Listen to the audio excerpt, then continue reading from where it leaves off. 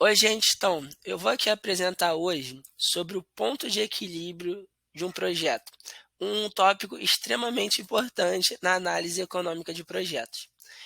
Eu vou apresentar sobre três: o ponto de equilíbrio de caixa, contábil e o ponto de equilíbrio financeiro, suas diferenças e suas importâncias.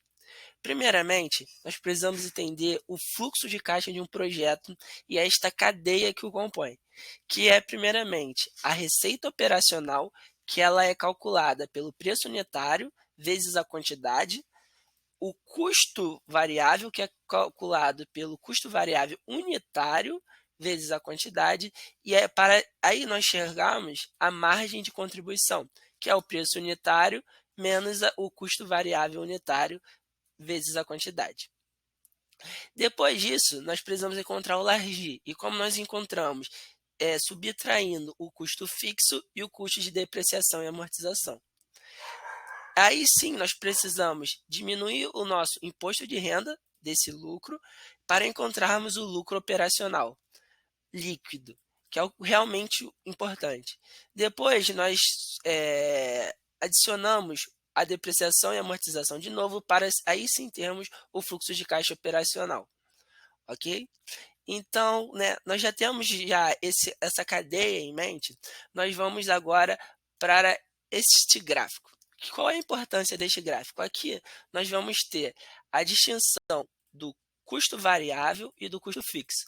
O que é o custo variável e o custo fixo? Nós podemos ver que aqui o custo variável ele parte daqui de baixo e vai lá para cima, já que ele altera de acordo com a quantidade vendida. E o custo fixo não, ele se mantém fixo por todo o projeto. Podemos utilizar o exemplo da pizza. Quando nós vamos fazer uma pizza, nós precisamos de uma quantidade de massa de farinha cada vez maior de acordo com a quantidade. Mas o nosso custo de aluguel, por exemplo, ele vai sempre se manter o mesmo. E aí é somando esses dois custos que nós chegamos ao custo total, que ele é o mais importante, já que dá realmente o nosso gasto total ali naquele projeto. E aí nós vamos, de acordo com esse gasto total, vamos encontrar a receita, que ele é ali que tem como tangente o preço unitário. E ele vai ser o preço unitário vezes a quantidade.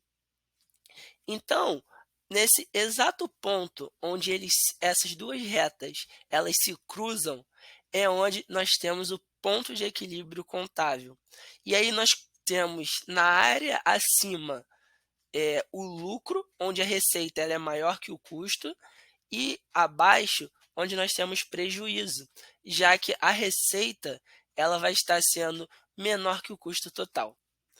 Então, né, entendendo esse ponto, né, onde há essa mudança, nós chegamos a estas fórmulas, que é o ponto de equilíbrio de caixa, onde a fórmula ela nos pede o custo fixo dividido pelo preço unitário menos o custo variável unitário também.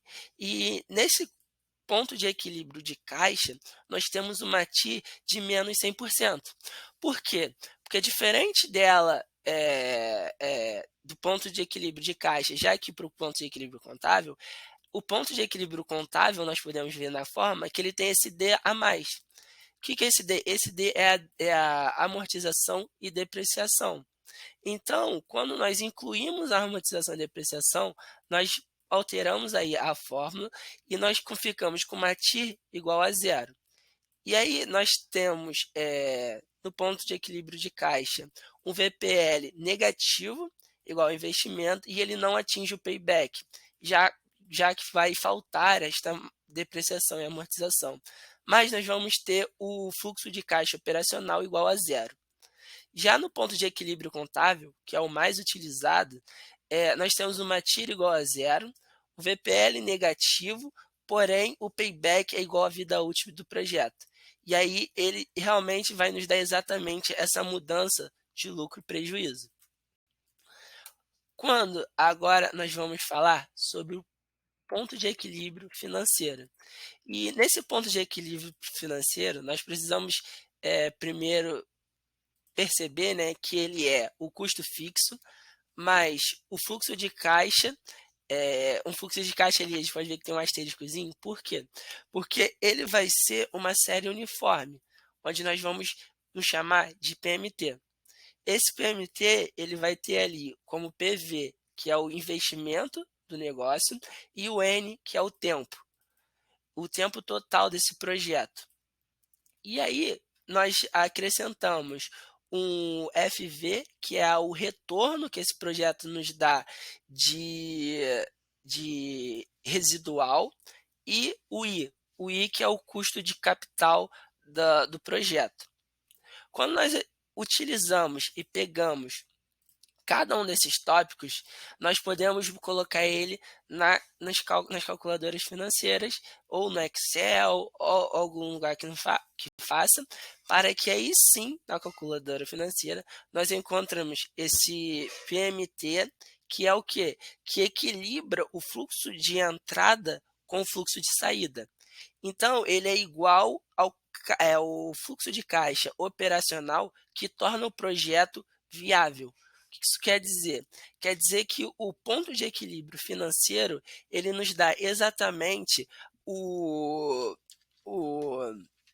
ele nos dá exatamente o ponto, a quantidade, onde o projeto ele se torna viável financeiramente. Não só com o payback de retorno, mas com o retorno exigido que nós queremos. Então, né, voltando lá para aquela cadeia, o ponto de equilíbrio de caixa, ponto de equilíbrio financeiro, nós podemos pegar ele de um sentido contrário. Porque a partir do momento que nós encontramos esse fluxo de caixa operacional viável, exigido, nós podemos retirar a depreciação e amortização para aí sim achar o lucro operacional, depois adicionar o imposto de renda, encontrando lá GIA, e aí acrescentar a depreciação e amortização para encontrarmos a margem de contribuição. Nós também podemos fazer o caminho inverso.